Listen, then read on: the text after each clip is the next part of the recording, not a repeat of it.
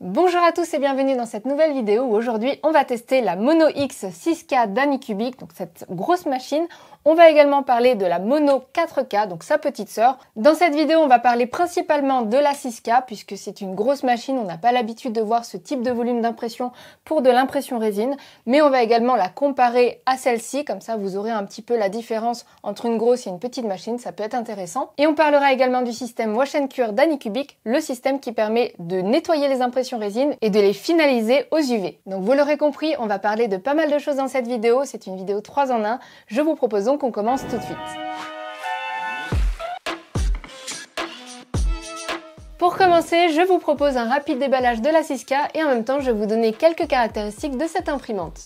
La Anycubic Photon X 6K a l'avantage, comme je vous le disais, d'avoir un volume d'impression très confortable puisqu'on est sur du 19,7 sur 12,2 cm et 24,5 cm de hauteur. Il s'agit d'une imprimante résine de type SLA via LCD, c'est-à-dire que la résine polymérise à l'aide d'un écran qui laisse passer ou non les UV. Son écran étant 6K, sa grande résolution permet donc une meilleure qualité d'impression, là aussi on le vérifiera un petit peu plus tard. Ces LED UV ont une grande capacité de luminosité pour que chaque couche d'impression prenne le moins de temps possible. Et enfin, elle est dotée du Wi-Fi, d'un plateau texturé pour une meilleure adhésion et de pieds réglables pour sa stabilité. L'imprimante est déballée, on a donc la partie principale et son bac de résine, le couvercle anti-UV, sa prise d'alimentation, le plateau, une spatule et une raclette, une clé USB de 5 Go, une antenne Wi-Fi, les deux vis pour maintenir le bac en place, de la visserie de rechange et quelques outils, quelques entonnoirs jetables, des gants très grands et un masque, une notice en anglais et un film de rechange pour le bac. Vous l'aurez compris, il n'y a pas d'assemblage à faire pour cette imprimante, on la reçoit, on fait quelques petits réglages au niveau du plateau et c'est ce qu'on va faire maintenant, et ensuite on pourra lancer la première impression. On allume l'imprimante et l'idée c'est de régler le plateau à la bonne distance par rapport au fond du bac. On desserre les vis de chaque côté pour rendre le plateau lâche, j'enlève la petite protection de l'écran et j'y installe la petite feuille dessus. J'installe le plateau et je serre la vis assez fort sur le dessus, je clique sur la maison pour que l'axe Z descende au plus bas, et puis on va pouvoir serrer le plateau à fond en le maintenant bien contre la feuille. On termine en appuyant sur Z est égal à 0 pour confirmer le réglage et ensuite on confirme le reste. Je vais maintenant pouvoir y installer le bac, mais avant je retire bien le film de protection. On serre bien les vis pour que rien ne bouge et pour finir j'y installe la petite antenne Wi-Fi. Voilà, le réglage est fait, franchement ça ne prend pas plus de 5 minutes et c'est vraiment pas compliqué. On va pouvoir mettre la clé USB dans l'imprimante et lancer la première impression depuis la clé USB. Il est important selon moi de lancer votre première impression depuis la clé USB, tout simplement parce que le fabricant a préparé l'impression spécialement pour cette imprimante, donc les réglages sont parfaits, ce qui veut dire que si votre impression a raté quelque part, eh bien il faudra voir sur le réglage du plateau et pas sur le fichier lui-même, contrairement au fait que si vous lancez une impression que vous préparez vous-même, si vous ne maîtrisez pas assez les paramètres, eh bien vous ne saurez pas si c'est un problème du fichier ou peut-être du réglage du plateau. Il y a un grand choix de types de couleurs de résine, moi j'ai utilisé celle que j'ai reçue, c'est pas la meilleure couleur je trouve, mais en tout cas sachez que vous avez beaucoup d'autres choix et personnellement je vous conseille la couleur grise qui est plutôt jolie. J'insère la clé USB et c'est parti pour lancer l'impression qui s'y trouve.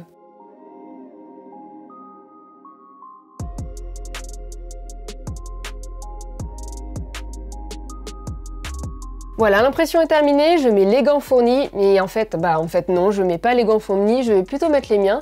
Je vais utiliser une boîte hermétique pour nettoyer les impressions, mais je vous montrerai un petit peu plus tard le matériel conçu par Anycubic pour faire ces choses-là de manière un petit peu plus pratique. J'y mets de l'alcool isopropylique dedans et on va pouvoir récupérer le plateau d'impression. Avec la spatule, je donne des petits à-coups pour décoller l'impression et pour la faire tomber directement dans le bain d'alcool. Cette étape permet de nettoyer la résine excédente. On peut par exemple aussi utiliser une petite brosse à dents avec les poils souples pour bien nettoyer tout ce qui reste. Ensuite, on l'éponge avec de l'essuie-tout et on va lui faire prendre un petit bain d'UV. En général, je laisse les impressions dessous environ 2 minutes mais pas plus pour éviter que ça jaunisse. Alors comme vous avez pu le voir, j'utilise un séchoir à ongles parce que ça ne coûte pas cher et que c'est assez pratique. Si ça vous intéresse de voir ce que j'utilise exactement, n'hésitez pas à regarder sous la vidéo dans la description, je vous mettrai toutes les références. Anycubic nous fournit pas mal d'accessoires mais vous aurez quand même besoin d'indispensables, notamment l'alcool isopropylique. Et ensuite je vous conseillerais d'acheter entonnoir et filtre réutilisables parce qu'ils sont beaucoup mieux, des gants à votre taille et une petite brosse à dents à poils souples. Comme je vous le disais, on a fait notre première impression test depuis la clé USB, elle a réussi. On va donc pouvoir lancer nos propres impressions d'impression et pour ça, rendez-vous sur l'ordinateur. On y installe le logiciel qu'Anycubic nous fournit et on le lance. On y paramètre l'imprimante, donc pour ma part ce sera la Mono X 6K et bim, et là on voit déjà la grandeur confortable du plateau et ça c'est vraiment cool. On y importe les modèles 3D, on les place sur le plateau et on va gérer si besoin les supports d'impression.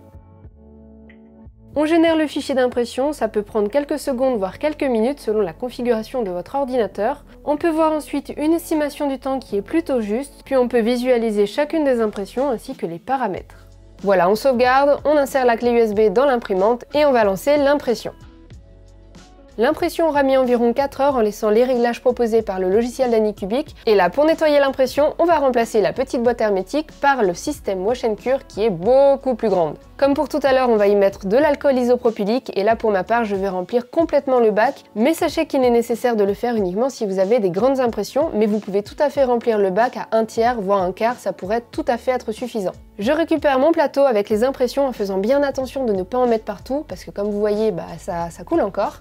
Et comme pour tout à l'heure, je vais décoller les impressions pour les faire tomber directement dans le bac où j'y ai disposé le petit panier qui me permettra de les récupérer facilement. Ensuite, il suffit de poser le bac sur la machine, de programmer entre 2 et 4 minutes et d'attendre la fin. La machine fera tourner une petite hélice à l'intérieur, ce qui créera un courant qui nettoiera l'ensemble.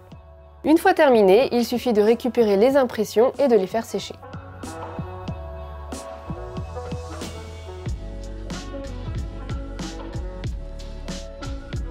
On dispose la feuille réfléchissante et le plateau par-dessus. On rabat le haut de la colonne à LED et on dépose les impressions. Là, il suffit de programmer la machine cette fois-ci sur Cure pour 2 minutes. Voilà, c'est fini, on peut récupérer les impressions, retirer les supports s'il y en a, avant de pouvoir les poncer si besoin et les peindre selon les envies ou simplement les disposer sur une étagère. Voilà, vous connaissez maintenant toute la procédure, je vais pouvoir enchaîner d'autres impressions et ensuite on regardera la qualité qu'elle donne.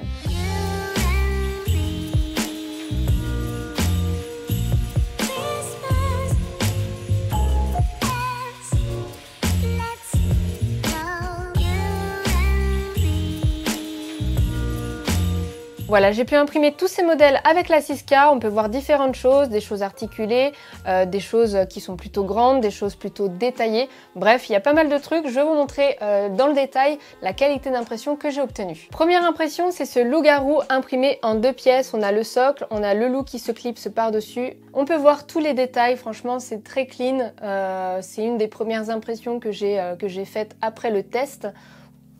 Alors ensuite, des petites figurines très détaillées, c'était intéressant de voir jusqu'où le détail pouvait aller et franchement je suis pas déçue, on a plein de détails, on peut voir sur la pièce du Bitcoin que tous les reliefs ressortent bien, c'est vraiment très joli. Il faudra juste par contre faire très attention à retirer les supports proprement et à poncer le côté de la pièce pour que ça rende plus joli. Ensuite, le Deadpool en bonne qualité, il m'a demandé environ 15 heures d'impression, donc c'est pas mal, il fait 20 cm de hauteur. Là aussi, on a plein de détails, franchement, on dirait presque une figurine sortie d'usine. C'est hyper satisfaisant, voilà, là, il n'y a rien de spécial à faire. On la prend, on la met directement sur l'étagère et voilà, on a quelque chose de qualité en l'espace d'une seule nuit. Ensuite, un petit peu plus fantasy, j'ai fait un verre articulé, je l'ai agrandi au maximum sur mon plateau pour avoir quelque chose de rigolo comme ça. C'est vraiment très rigolo, j'aime vraiment beaucoup ce que ça donne. La qualité d'impression est vraiment bonne, tout est bien lisse, c'est vraiment joli. J'ai juste eu un petit défaut au niveau de la tête du verre, voilà, ça a mal accroché, je sais pas trop ce qui s'est passé, mais en tout cas ça n'a rien à voir avec la qualité d'impression. Là pour le coup, c'est probablement mon plateau qui était mal réglé. Comme j'aimais bien le côté articulé, j'ai imprimé 2 autres choses articulées, notamment ce dragon que vous avez vu dans une dernière vidéo. C'est une belle modélisation, par contre, j'y ai pas pensé, mais ça a été très difficile de le décoller du plateau, du coup j'ai cassé quelques pattes du dragon malheureusement. Mais on peut voir que la qualité d'impression est irréprochable, ça donne vraiment bien. Il aurait fallu que je prenne un petit peu plus la patience de bien décoller les parties une à une. Mais franchement c'est très compliqué parce que les impressions adhèrent très fortement au plateau. Et écoutez, si vous avez déjà une imprimante résine et que vous avez une astuce à me partager pour décoller plus facilement les impressions du plateau, franchement n'hésitez pas à me partager ça en commentaire sous la vidéo. Et enfin, dernière impression test, c'est cette petite main articulée. Alors vous pouvez voir que j'ai des petits défauts de couleur blanchâtre. Eh bien c'est simplement dû au fait que je n'ai pas assez séché mon impression avant de le mettre sous un bain d'UV. C'est-à-dire que la main était encore humide d'alcool sur certaines parties et l'UV a créé ce genre de choses. Quoi qu'il en soit, la qualité de la main était quand même très bonne et l'articulation fonctionne aussi très bien. Voilà, dans l'ensemble, de toute façon, on peut dire que la qualité est clairement au rendez-vous. Voilà, je vous propose maintenant qu'on fasse un rapide comparatif entre la 6K et la 4K. Allez, je vous montre le déballage en accéléré parce que c'est sensiblement la même chose que pour la 6K. On remarque que le plateau est clairement plus petit et l'imprimante aussi, hein, c'est normal. Côté accessoires, on a exactement les mêmes, il n'y a pas de changement particulier. Concernant la mise en place de l'imprimante, là aussi c'est exactement la même chose, le procédé est similaire. Et évidemment, comme pour la 6K, je vais lancer une petite impression test et ensuite je vais enchaîner par d'autres impressions pour comparer la qualité avec la 6K.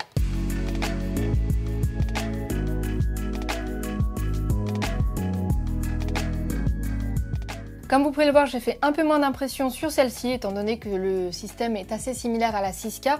On va comparer donc la qualité d'impression entre les deux. Vous pouvez voir déjà qu'il y a eu des petits fails, mais je vais vous expliquer un petit peu pourquoi. Déjà, on peut voir que j'ai imprimé le même loup-garou que sur la 6K, de manière à pouvoir mieux comparer sur une même impression.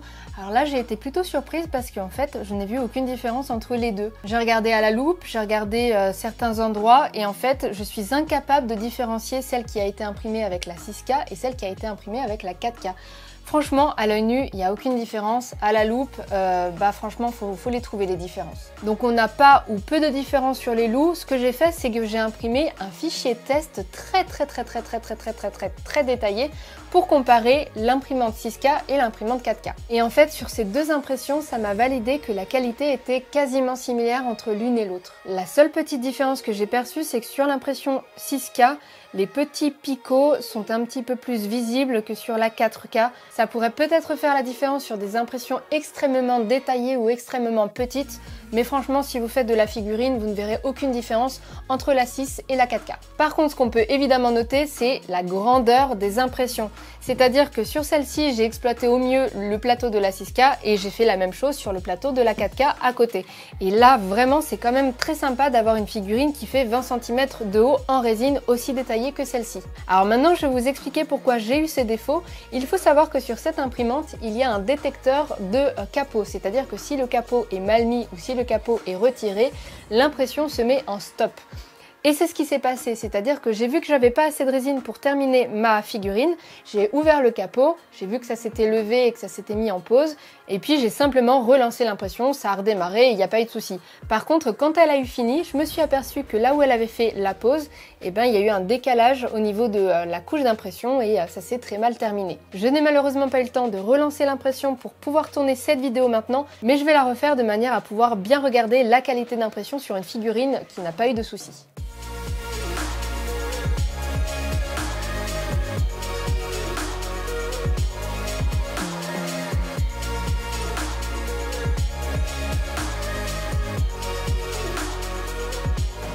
Et sachez que depuis cette mésaventure, j'ai décidé de désactiver le capteur du capot parce que j'ai trouvé que c'était plutôt inutile de l'avoir. Donc je l'ai désactivé sur l'une et sur l'autre et c'est ce que je vous conseille de faire pour vous éviter ce petit souci.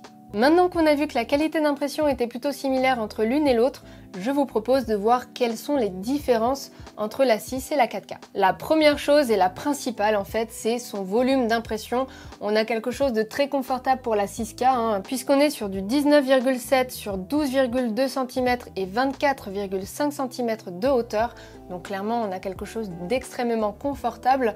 C'est assez rare en fait sur une imprimante résine d'avoir un volume d'impression aussi grand. Et comparé à cette 4K qui a un volume d'impression plutôt classique, puisqu'on est sur du 13,2 sur 8 cm et 16,5 cm de hauteur. Ensuite, on a la différence que la 6K est dotée du Wi-Fi, ça je vous en reparlerai un petit peu plus tard, donc la 4K n'en a pas. Sur la 6K, on a un plateau texturé qui permet une meilleure adhésion des impressions, mais sachez que ça colle tellement bien que parfois on a aussi du mal à décoller les impressions. La 4K n'a pas de plateau texturé et franchement, ça fonctionne très bien.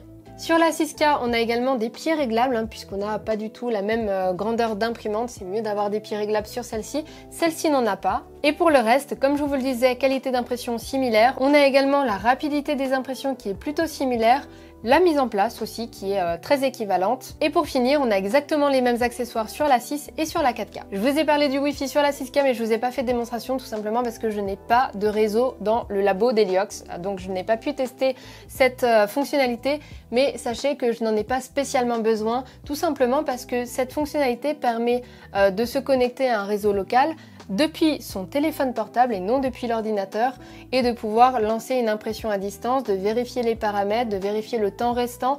Voilà, en fait, ça va vous donner accès à tout ce que vous avez accès déjà depuis le panneau de contrôle. Là où ça pourrait peut-être être utile, c'est de voir où l'impression en est. Donc on a un pourcentage, par exemple 80% d'impression terminée. Voilà, c'est une donnée que vous pouvez avoir à distance, mais franchement, c'est pas la fonctionnalité la plus utile selon moi. Alors, concernant mon avis, franchement, ce sont des bonnes machines. J'aime vraiment bien, la qualité d'impression est au rendez-vous. J'ai une préférence évidemment pour la 6K, pour son volume d'impression possible. Franchement, d'avoir des figurines comme ça, j'adore. Et comme j'avais testé jusqu'à présent que des volumes comme ça, franchement, pour moi, ça me change vraiment la vie. Donc à choisir, je vais donner celle-ci à un membre de ma famille et je vais garder la 6K pour mes besoins personnels. Il faut savoir quand même que j'ai une petite chose à reprocher au plateau de la 6K, c'est qu'il n'est pas assez pointu. C'est-à-dire que quand une impression est terminée, il reste encore des résidus de résine sur le dessus, et donc quand on récupère le plateau pour décoller l'impression, et ben on en fout partout. Donc là, il faudra bien faire attention avec la petite raclette de bien retirer l'excédent de résine avant de récupérer le plateau. Donc en gros, ce qu'il faut retenir, c'est que la qualité d'impression entre les deux machines est assez équivalente. On a un volume d'impression bien plus important sur la 6K et c'est pour ça que je vous conseillerais de partir sur la 6K. Donc en gros, si vous avez le budget qui va bien et la place chez vous, parce que elle prend quand même un petit peu de place, partez sur la 6K. Si vous avez moins la place, que vous voulez expérimenter la résine de qualité, etc., partez plutôt sur la 4K. Concernant Wash & Cure, c'est un système très intéressant, plutôt pratique à utiliser, etc. Sachez qu'il existe des petits modèles. Si vous avez par exemple celle-ci, n'achetez pas le grand modèle de la Wash & Cure, ça sert à rien. Prenez plutôt le modèle qui va avec, en plus ce sera moins cher. Donc je vous conseille de prendre Wash & Cure si vous voulez quelque chose de confortable, mais vous pouvez très bien vous débrouiller avec des boîtes hermétiques, de l'alcool, comme je vous ai montré au début de la vidéo. Et puis le petit système pour normalement sécher les ongles pour terminer les impressions. Voilà, vous bidouillerez bien un truc, ça coûte moins cher.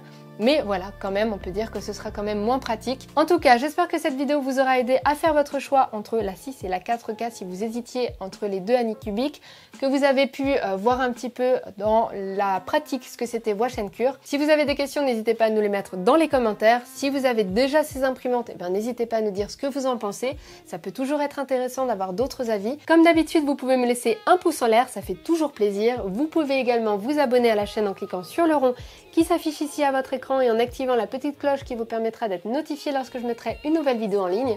Et moi, je vous dis à très bientôt dans une prochaine vidéo.